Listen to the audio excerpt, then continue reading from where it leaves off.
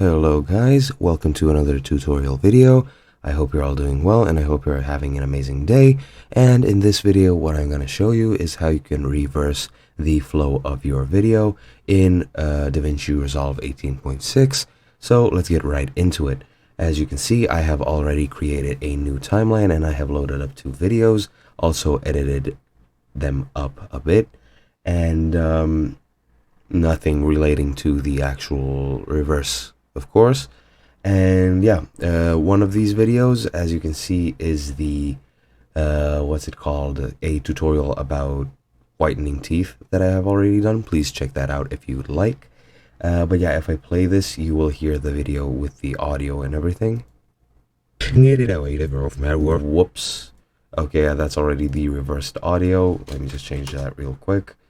Once it's back here, if I go to the beginning, as you can see, we're having an amazing day and welcome to another. Yeah, it's the same audio that's in the actual tutorial. So yeah, as you've seen, I already reversed it when trying this out. And the way you do reverse it is by actually changing the video playback speed.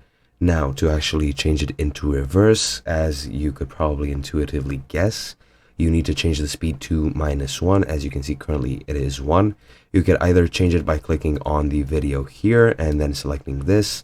However, what you can also do is right click on the video track and click change speed, which will automatically just send you here. I think actually first you'll have these options. Just click on the speedometer icon and it'll be here.